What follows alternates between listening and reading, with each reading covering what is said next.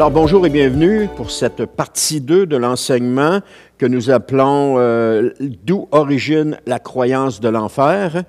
Et la sous-question à ce titre-là, c'est la destinée finale des méchants sera-t-elle comme on nous l'a toujours enseigné? Alors nous avons vu dans la partie 1 de cet enseignement que le concept de l'enfer comme un lieu de tourment éternel soulevait beaucoup d'interrogations sur la nature de Dieu et de sa justice. J'ai mentionné aussi comment cette croyance était largement répandue dans la tradition religieuse, mais en même temps qu'il était crucial de l'examiner à la lumière des principes bibliques pour en obtenir une compréhension plus compatissante de la volonté de Dieu. Remettre en question les dogmes établis et explorer les Écritures, ce n'est pas un défaut, c'est au contraire une qualité. Surtout de le faire avec un esprit critique. Et cela pouvait, comme je disais, pouvait conduire à une vérité plus juste sur le destin après la mort. D'ailleurs, mes croyances passées variaient selon les différents enseignements, parfois contradictoires et pas toujours cohérents au sujet de l'enfer. Toutefois, l'enfer était souvent perçu comme le lieu où allaient les morts non-croyants, et qu'il était généralement accepté que les âmes y soient envoyées immédiatement après la mort physique.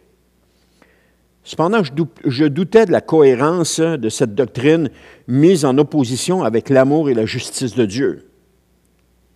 Non pas qu'il n'y ait pas un jugement de Dieu, certes, il y a un jugement de Dieu, parce que la Bible, dans Apocalypse, nous le dit clairement, que la bête, le faux prophète, et tous ceux qui leur nom n'est pas écrit dans le livre de vie vont être jetés dans l'étang de feu ardent.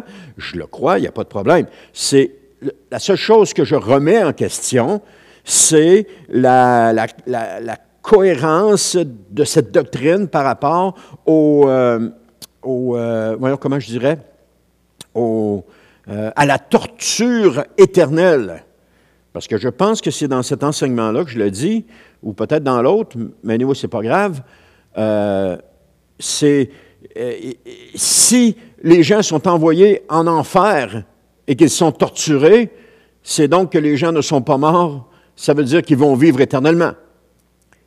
Et ça soulève une question qui est quand même assez importante, parce que partout dans la Bible, lorsque nous voyons le mot mort signifie destruction, et non pas tourment ou torture éternellement. Il signifie destruction. Alors ça, on en parle un peu plus loin.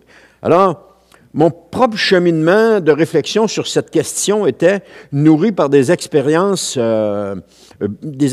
personnelles et des recherches bibliques. Alors, j'ai réalisé l'importance de poursuivre cette réflexion de manière plus critique et ouverte, bien entendu, et de le faire tout en reconnaissant que certaines doctrines traditionnelles pouvaient être remises en question à la lumière d'une compréhension plus approfondie de la Bible. Et je l'ai dit, je viens juste de le dire, ce n'est pas un défaut que de faire ça. Au contraire, c'est une qualité. Il nous est dit par l'apôtre Paul de vérifier tout ce qui nous est enseigné et de retenir ce qui est bon. Parce que des fausses doctrines, il y en a beaucoup. Vous n'avez pas idée comment il y en a dans le monde chrétien aujourd'hui. Et c'est toutes des choses qu'on s'accorde, qu'on croit, puis qu'on véhicule, qu'on enseigne, et qui sont absolument fausses, qui ne sont absolument pas bibliques, même qui contredisent les Écritures bien souvent. Anyway, on va regarder maintenant l'étymologie du mot « enfer ». L'étymologie du mot « enfer » remonte au latin classique, et j'aimerais en entre-dieu mentionner que le mot « enfer » n'est pas un mot hébreu, ce n'est pas un mot grec, et ce n'est pas non plus un mot araméen. C'est un mot latin. Et la Bible, originalement, a été écrite en hébreu, en araméen. Une grande partie des livres de Daniel sont écrits en araméen, alors qu'ils sont dans la déportation. Et elle a été écrite aussi en grec. Le Nouveau Testament est majoritairement en grec. Mais le latin est venu plus tard avec la traduction, avec les traductions. Mais le latin n'est pas le langage original de la Bible. Donc, le mot latin « infernum » était utilisé pour désigner le monde souterrain, soit le royaume des morts. Jusque-là, il n'y a pas trop de problème. Et la dérive du mot « inférus » signifiant inférieur ou situé en bas. Ainsi, infernum était compris comme le lieu en dessous de la surface de la terre où résidaient les âmes des défunts. Donc, au fil du temps, cette notion a été adoptée dans les langues romanes et a donné naissance au mot français « enfer » que nous utilisons, que nous connaissons et que nous utilisons aujourd'hui. Donc, la signification est similaire à un lieu de punition après la mort. Et retenez bien le mot « punition » parce qu'il est très important dans cette étude-là, comme vous allez le voir. Parce que notez que le concept de l'enfer est également présent aussi dans différentes traditions religieuses et différentes mythologies. Alors, et chacune ayant ses propres interprétations et significations. Maintenant, d'où émane la croyance de l'enfer? Avant d'aller plus en profondeur dans cette étude, il est maintenant temps de savoir d'où provient la croyance de l'enfer et comment l'idée de l'enfer s'est développée au fil des décennies. Parce que dans tout l'Ancien Testament, et je le répète, tout l'Ancien Testament, il n'est absolument pas question d'un enfer ou à tout le moins d'un endroit où les âmes sont envoyées pour être torturées éternellement. Il y a Isaïe qui parle de brasier éternel, mais je vais en parler un peu plus loin dans l'étude. Vous allez voir, ça n'a rien à voir avec l'enfer. La pensée chez les Juifs, maintenant. Comme je viens de dire, chez les Hébreux, la pensée de l'enfer comme un lieu de tourment est totalement absent de l'Ancien Testament. Alors, ceux-ci se référaient, bien entendu, comme nous le faisons aussi, aux écrits de Moïse et des prophètes. Et c'est le mot « Sheol » en hébreu, ou traduit par « séjour des morts », qui était présenté par la Bible. Et dans l'Ancien Testament, le mot « Sheol » est traduit dans nos Bibles, comme je viens de dire, par « séjour des morts ». Il apparaît, le mot « Sheol » apparaît 63 fois dans la Bible et il fait référence 51 fois au séjour des morts. Les autres traductions sont « séjour des défunts » une fois, « mort ou mourir » 6 fois, « abîme » 2 fois, « tombe » 2 fois, « sépulcre » une fois et, tenez-vous bien, « ventre du poisson » une fois. Pourquoi j'ai ventre du poisson ici? Ça fait référence à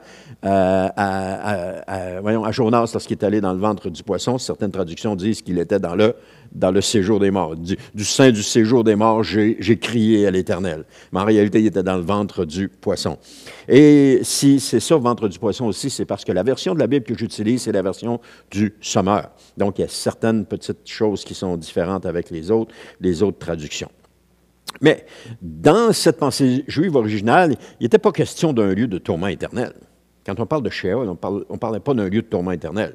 Il s'agissait plutôt d'un endroit où les âmes allaient après la mort du corps. Donc, lorsque l'âme se sépare du corps, le corps retourne à la poussière et l'âme, il faut qu'elle aille à quelque part. Certains disent « Ah, elle va directement en enfer. » On va en parler plus loin. D'autres disent « Ah, elle va directement au ciel. » On va en parler plus loin. Mais en réalité, l'âme qui se sépare du corps va selon la pensée hébraïque et la pensée de Dieu, elle va dans le Sheol. Et le Sheol est un endroit où est-ce qu'il n'y a pas de vie. Il y a des âmes qui sont là, mais ils sont comme endormis, ils sont comme en latence. D'ailleurs, Jésus va dire à propos de Lazare, il va dire à ses disciples que Lazare est endormi, ce qui veut dire que Lazare est dans le Hadès, c'est-à-dire que son âme est, pardon, il n'est pas dans le Hadès, il est Thanatos. On en parle un petit peu plus loin. Il est Thanatos, c'est-à-dire que son âme s'est séparée de son corps et que son âme est maintenant dans le séjour des morts et il est endormi. Il n'est pas mort. Son corps est mort. Son corps va retourner à la poussière. D'ailleurs, ça faisait 3 jours qu'il était dans le tombeau. Et puis, c'est Marie ou c'est Marthe, elle va dire non, mais enlève pas la pierre. Ça fait 3 jours qu'il est là. Il doit sentir. C'est sûr qu'il doit sentir avec la chaleur qu'il fait dans le pays. Ça ne devait pas sentir bon. Même autour du sépulcre, ça ne devait pas sentir bon. Mais son âme était séparée de son corps. Son âme était dans le Sheol, ou dans le Hadès en grec, dans le séjour des morts. Et c'est pour ça que Jésus dit, je vais aller le réveiller. Donc, dans le Shéol, comme on voit avec, c'est dans Ecclésiaste que ça nous dit ça, qu'il n'y a pas d'interaction entre les gens qui sont là, et il n'y a pas d'interaction non plus avec Dieu. Et j'ai eu un enseignement sur mon blog, www.comprendre-la-prophétie.ca, un enseignement en 5 courtes parties, c'est l'homme riche et le pauvre Lazare. Et puis, j'explique dans cet enseignement-là les propos de Jésus par rapport à l'enfer et puis par rapport au séjour des morts. Alors, c'est un complément à cela. Ça va vous permettre de mieux comprendre cela. Alors, je l'encourage à aller l'écouter si vous êtes toujours avec moi. Donc, dans la pensée juive, la pensée juive s'est complètement transformée avec l'influence helléniste. Et c'est ce qui a donné naissance à la tradition, plutôt qu'au fondement des Écritures. C'est-à-dire qu'avec le temps, les Juifs ont versé dans la tradition, et ce qu'ils affirmaient, c'était la tradition, et ce n'était plus les Écritures. C'est d'ailleurs ce que je viens de vous dire sur mon blog, les 5 parties, c'est de ça que ça parle. Donc, la pensée chez les Grecs maintenant. Dans la Grèce antique, la première conception de l'au-delà présentait un royaume souterrain appelé Hadès. Et Hadès se traduit par séjour des morts dans le Nouveau Testament. Mais pour les Grecs, et vous allez voir, il y a une petite différence, c'est un endroit où les esprits des défunts résidaient dans une existence crépusculaire, c'est-à-dire dans les ténèbres, sous le règne du Dieu des morts. Donc, il y a une différence avec le Shéol de Dieu. Puis les criminels, quant à eux, étaient emprisonnés encore plus profondément dans un lieu qu'on appelle Tartare. Donc, à partir du 4e siècle avant Jésus-Christ, c'est-à-dire pendant la période intertestamentaire, c'est la période qui se situe dans nos Bibles à partir du dernier verset du livre de Malachie jusqu'au premier verset du livre de Matthieu. Il y a une période de 400 ans ici où est-ce que Dieu s'est tu, les prophètes n'ont pas parlé, et c'est là que, en grande partie, et ça concorde aussi avec le retour des Juifs en Palestine ou en Israël, et pendant cette période-là, toute la tradition juive s'est développée, etc. Alors, on voit aussi qu'à la suite de la conquête de la Judée par le roi grec Alexandre le Grand, il y a des éléments de la culture grecque qui ont commencé à avoir une influence sur la pensée religieuse juive. C'est là que les Juifs ont commencé à s'éloigner du fondement de la parole de Dieu et à marier les éléments hébreux et grecs pour former la tradition juive. C'est aussi là qu'est tirée la fausse conception du séjour des morts que Jésus relate dans Luc 16, versets 19 à 31.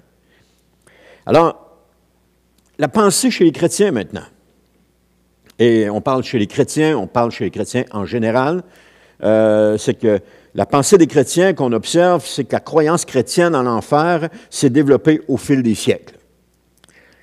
Celle-ci étant influencée par les concepts, encore une fois, juifs et grecs sur l'au-delà, et c'était en quelque sorte un mélange d'hébreu et de grec qui venaient se marier ensemble. Et déjà, nous avons une première indication que ce concept-là n'est peut-être pas tout à fait biblique. Pas tout à fait biblique. Surtout lorsqu'on mélange la philosophie du monde avec les principes fondamentaux de la parole de Dieu, c'est là qu'on s'aperçoit que c'est peut-être pas tout à fait biblique. L'Ancien Testament a toujours décrit l'au-delà comme étant le séjour des morts ou le Shéol, c'est-à-dire, comme j'ai dit tantôt, un endroit silencieux et inanimé, pas sans vie, inanimé, où les âmes des défunts résident dans un état de sommeil. Alors, il se retrouvait ainsi, comme j'ai dit tantôt, dans un état de latence. Alors, parce que la Bible décrit bien que le séjour des morts, il n'y a aucune interaction entre les gens, ni avec Dieu. Et dans la version de la Bible Louis II et du Sommeur que j'utilise, le mot enfer n'est pas présent aucunement dans l'Ancien Testament. Et à raison, parce que la définition de l'enfer que nous avons, un lieu de tourment éternel, ne cadre pas avec la définition de l'expression le séjour des morts ou le Shéol. Alors, on ne peut pas appliquer le mot enfer, on ne peut pas traduire le mot Shéol par enfer, Parce que Sheol ne parle pas de tourment éternel comme l'enfer n'en parle. Aujourd'hui, avec le Nouveau Testament, nous savons que les morts sont dans le séjour des morts. Ils sont là dans l'attente de la première résurrection lorsque le Seigneur Jésus va revenir, pour les croyants en Jésus. Pour ceux qui ne sont pas croyants en Jésus et qui sont morts, ils attendent la dernière résurrection, c'est-à-dire celle qui va les conduire en jugement, comme nous dit l'Apocalypse. Et ça va les conduire directement devant le grand trône blanc pour passer en jugement. Alors, une certitude que je peux vous affirmer, c'est que personne n'est en enfer comme certains le présentent. Parce que les enseignements qu'on entend parfois, c'est « Ah, c'était pas un bon gars, c'était pas une bonne femme, il est sûrement en enfer présentement. » Non, il n'est pas là. Je peux vous le dire, il n'est pas là. Il est dans le séjour des morts. Et non plus que personne n'est au ciel dans la présence de Jésus comme d'autres l'affirment. Comme par exemple, « Ah, c'était une bonne personne, le Seigneur est... » Après une longue maladie dans la souffrance, on nous dit, le Seigneur est venu la chercher. Ah! Il l'a amenée auprès de lui dans le ciel. Mauvaise réponse.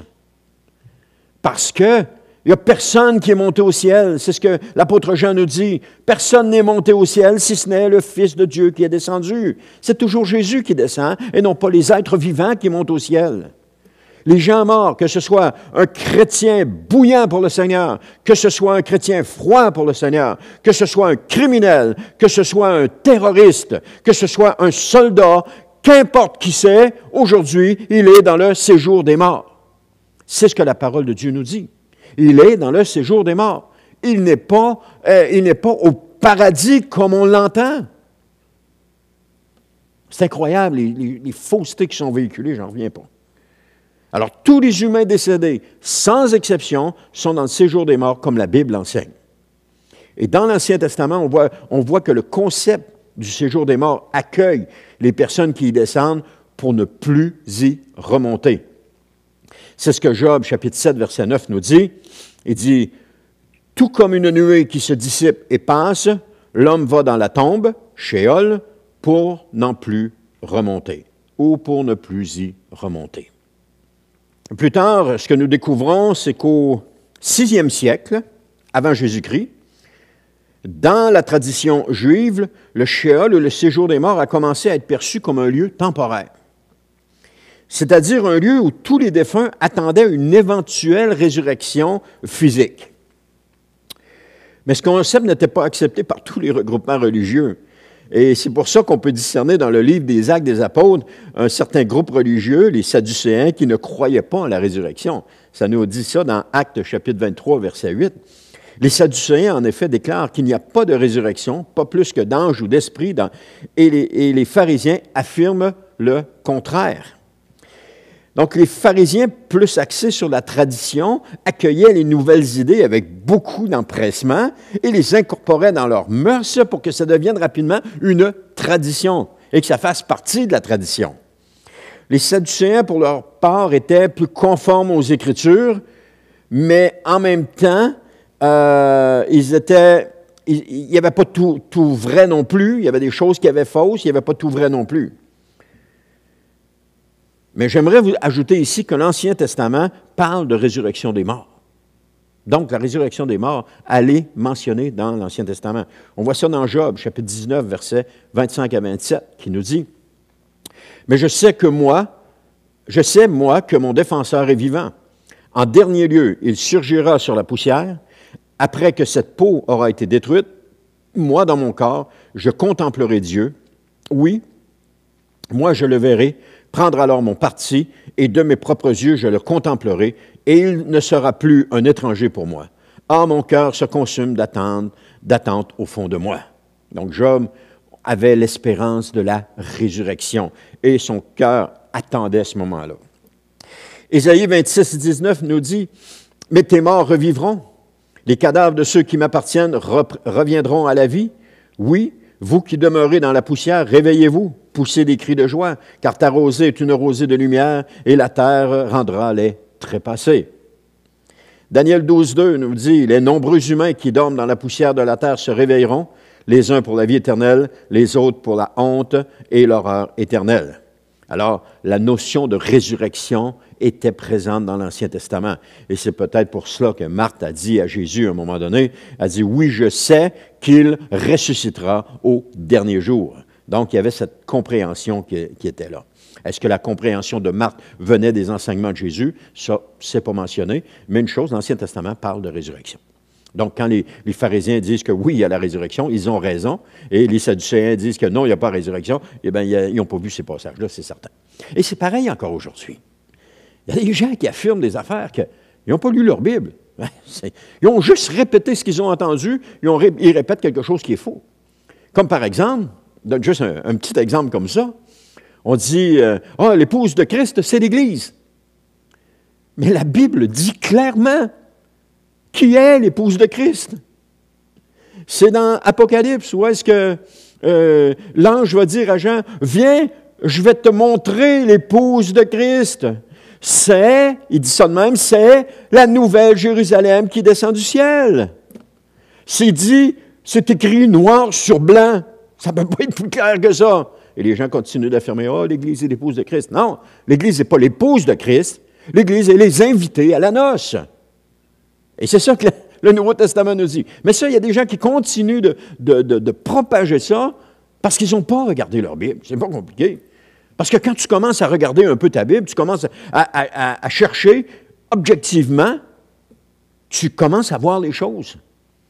Comme par exemple, on regarde avec le filtre on regarde avec le filtre de nos lunettes.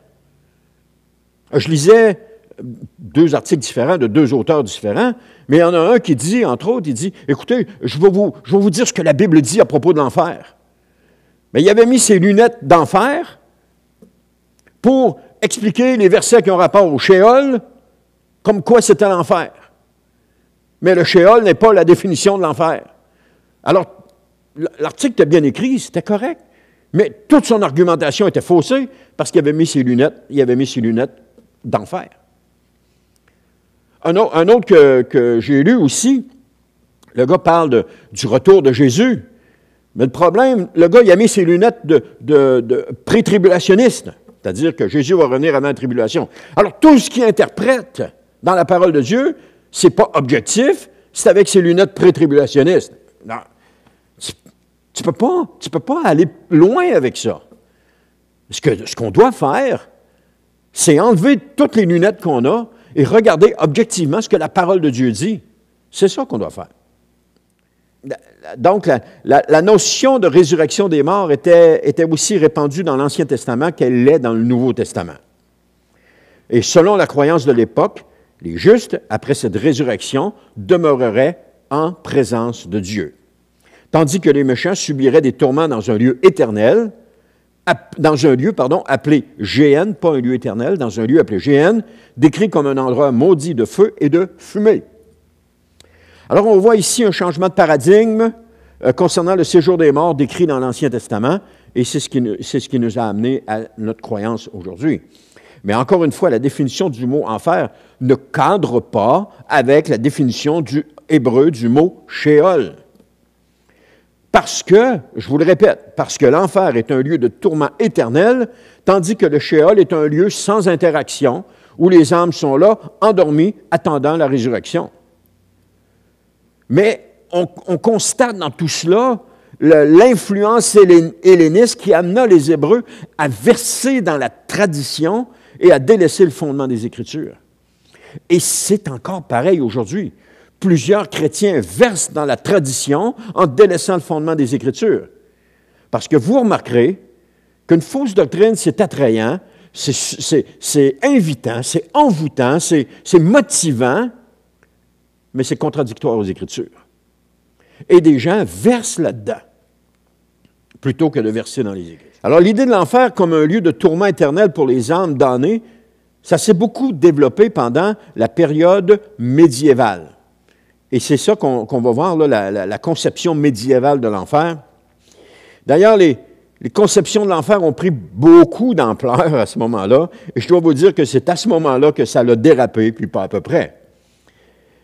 On remarque qu'au début du christianisme, soit la période après les apôtres, les destinées de ceux résidant en enfer étaient décrites de diverses façons. Encore une fois, ils étaient éloignés du fondement de la parole de Dieu. Certains théologiens soutenaient que finalement, tous les individus malveillants, y compris Satan, renoueraient avec l'unité divine une fois qu'ils étaient rendus en enfer. Ce qui semble vouloir dire que après un certain temps passé en enfer, Dieu viendrait, puis il les ferait sortir, puis il leur donnerait tout son amour et le hockey. D'autres enseignaient que l'enfer représentait un état intermédiaire, style purgatoire, un lieu de punition où certaines âmes seraient purifiées, tandis que d'autres seraient détruites, c'est-à-dire complètement détruites. Mais la représentation prédominante de l'enfer s'est finalement imposée, c'est-à-dire la représentation que nous connaissons aujourd'hui et qui est largement enseignée dans nos églises aujourd'hui. Parce qu'avec le temps, la représentation prédominante de l'enfer comme lieu de tourment éternel a finalement pris place. Et l'enfer était connu comme le lieu où les âmes des condamnés enduraient un châtiment tortueux interminable. En d'autres mots, ils souffriraient dans ce lieu de tourment pour l'éternité. Même après la résurrection des morts à la fin du monde, les individus malveillants étaient destinés à retourner en enfer pour l'éternité. Donc, ce que ça veut dire, c'est que les méchants, les vraiment méchants, là, qui méritent l'enfer, là, ils vont mourir puis ils s'en vont directement en enfer. Ensuite de ça, Jésus revient, il y a la résurrection, ils sont sortis de l'enfer, ils passent en jugement, puis ils retournent en enfer. Alors, s'ils sont déjà en enfer, c'est parce qu'ils ont déjà eu un jugement. Parce que tu n'es pas là si tu n'as pas eu de jugement. Donc, ils ont déjà été jugés, ils sont là. Alors, qui les a jugés? Mais je pense que ce sont les hommes qui les ont jugés, puis qui ont déterminé que c'est là qu'ils allaient. Anyway. Donc, les théologiens médiévaux disaient que les gens qui mouraient allaient directement en enfer, puis étaient extirpés de là pour passer en jugement, exactement comme je viens de vous dire. Puis ensuite de ça, ils y retournaient. Vous remarquerez que c'est quand même assez tordu comme philosophie ou comme façon de penser.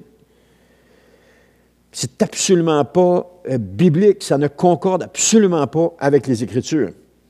Maintenant, cette doctrine est largement enseignée dans l'ensemble du christianisme au début du 5e siècle. Et vous lisez, vous regardez, le mot « enfer » était brandi à tout moment donné, puis pour toute occasion. Mais aussi, la conception de l'enfer s'est réaffirmée par les papes et les conciles tout au long du Moyen Âge. Donc, le concept de l'enfer que nous avons ne provient pas de la parole de Dieu, mais plutôt de l'évolution et de l'imagination de certains. Et ensuite, ça s'est instauré dans la tradition dès notre jeune enfance, alors que j'étais tout jeune, alors que j'étais dans l'Église catholique, on nous apprenait l'enfer. Et encore aujourd'hui, le concept de l'enfer est accepté, enseigné, reconnu comme étant la parole de Dieu. Et je le répète, il n'est pas la parole de Dieu. Alors, pendant cette période, il a été ajouté, pendant la période médiévale, là, vers un peu plus tard dans cette période-là, il a été ajouté ce qu'on appelle le poena damni, c'est-à-dire le concept de l'enfer où est-ce que le pire châtiment que les gens peuvent avoir, c'est d'être séparés d'avec Dieu pour l'éternité. Encore là, cette doctrine-là est enseignée dans nos églises et moi-même, je l'ai enseignée en disant que les gens qui allaient mourir sans Christ allaient être séparés de Dieu et que ça, c'était la pire chose qui ne pouvait pas arriver. Mais en y réfléchissant comme il faut, pour eux, ça ne peut pas être la pire chose parce qu'ils sont nés séparés de Dieu, ils ont vécu séparés de Dieu et ils sont morts séparés de Dieu. Donc, ça ne fait pas de différence. Et séparés de Dieu, c'est bien plus pour les croyants, pour maintenir les croyants dans une discipline ou dans une obéissance, qu'on a brandi cette menace de l'enfer-là. Et puis, si tu vas en enfer, le pire qui va t'arriver, tu vas être séparé d'avec Dieu. C'est dans cet ordre d'idées-là qu'on a implanté ces choses-là. Mais encore aujourd'hui, cette doctrine est enseignée dans nos églises sans en vérifier le fondement. Maintenant, regardons les visions médiévales de l'au-delà. Alors, les visions médiévales de l'au-delà détaillaient ces tourments avec des fosses de flammes sombres et des cris déchirants venant des quatre coins de l'enfer. Il y avait une puanteur qu'on nous disait insupportable, des rivières d'eau bouillante, grouillant de serpents, puis des cachots dans lesquels les gens étaient enfermés. Et j'ai même entendu que les gens qui arrivaient avec un handicap physique quelconque dans l'enfer demeuraient avec cet handicap-là, et puis pour l'éternité, il n'y avait pas de guérison, ils restaient avec ça pour l'éternité. Dans le même ordre d'idée, le poète italien Dante, au début du 14e siècle, a offert une représentation détaillée de l'enfer dans la première section de sa divine comédie. Et là, M. Dante va décrire les tourments des âmes damnées en fonction de leurs péchés. Comme par exemple, les gloutons étaient immergés dans des marécages d'ordures glacées. Les meurtriers, pour leur part, luttaient dans une rivière de sang bouillant. Bien entendu, ces images-là étaient dans la tête de Dante, de M. Dante. Parce que la Bible n'a jamais parlé d'un tel endroit, comme on va le découvrir dans l'enseignement. Jamais, jamais, jamais, jamais, j'espère que j'ai assez dit de jamais, la Bible ne parle d'un enfer où les gens vont souffrir éternellement. Aujourd'hui, ces représentations semblent appartenir au passé du 21e siècle. Ces représentations macabres, ces représentations qui font peur. Mais encore une fois, on entend des témoignages de gens qui sont cliniquement morts et que Jésus a amené visiter l'enfer et c'était sombre, c'était gris, ils entendaient des cris persistants qui venaient de tous les coins de l'enfer. Après ça, ces gens-là vont dire, il y avait une senteur, c'était nauséabond, une chaleur atroce. Et j'ai même entendu, on venait chercher les gens dans les cachots, les démons venaient chercher les gens dans les cachots, ils les amenaient pour les torturer. Ensuite de ça, ils les ramenaient là. Oh! Tout ce qui n'est pas biblique était raconté là. Et puis, les chrétiens fondent leur foi sur ces choses-là. On ne doit pas fonder notre foi sur ce que les gens disent, mais on doit fonder notre foi sur la parole de Dieu. Et si ce que les gens disent ne concorde pas avec la parole de Dieu, on ne l'accepte pas. Mais le problème, c'est que les chrétiens fondent leur foi sur ce que les gens disent et ils l'acceptent sans vérifier dans la parole de Dieu. Alors là, on s'éloigne, on s'écarte, on se perd, et c'est là que ça crée toutes sortes de dérapages. Et pour tout, là, pour tout. Aujourd'hui, je disais que les représentations semblent appartenir au passé du 21e siècle. Mais le manuel officiel de l'Église catholique, c'est-à-dire le catéchisme de l'Église catholique, réitère la croyance en la nature éternelle de l'enfer.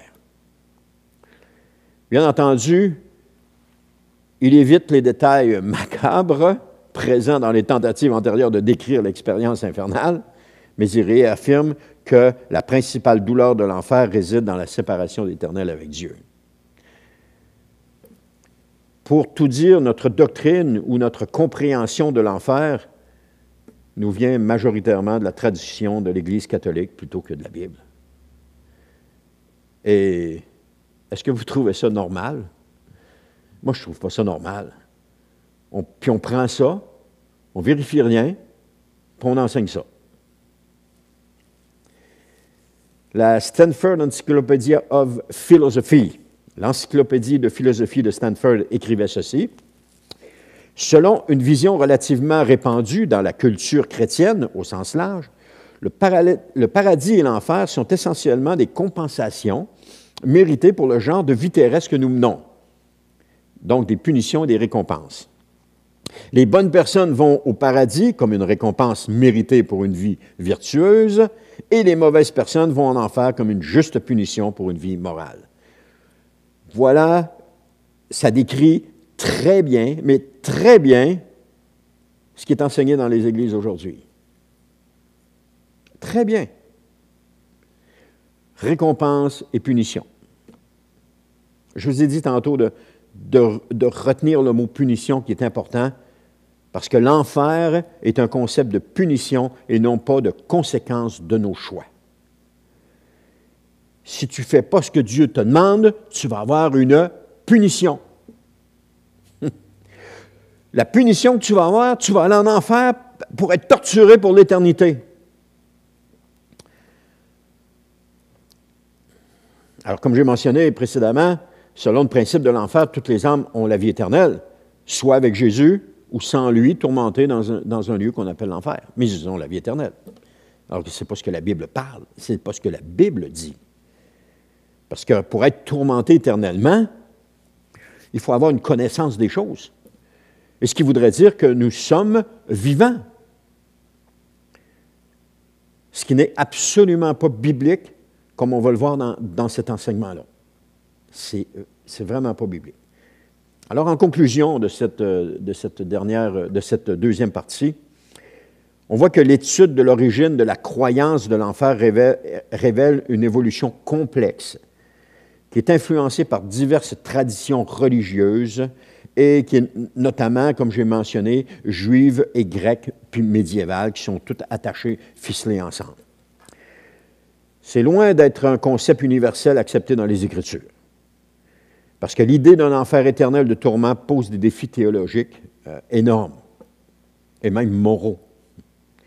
Remettre en question les dogmes établis et examiner les Écritures avec un esprit critique peut juste conduire à une compréhension plus nuancée de la destinée des morts de la destinée des morts. Ainsi, la recherche objective de la vérité biblique devrait primer sur les traditions et les interprétations humaines, et ainsi inviter à une réflexion approfondie sur les croyances de nos conceptions de la justice divine. Alors, on compte la suite de ceci dans le mercredi prochain. Dans l'enseignement biblique du mercredi, on va voir la partie 3 qui est la suite de ceci. Alors, merci d'avoir été là. Que Dieu vous bénisse, vous accompagne et on se parle mercredi prochain. Bye.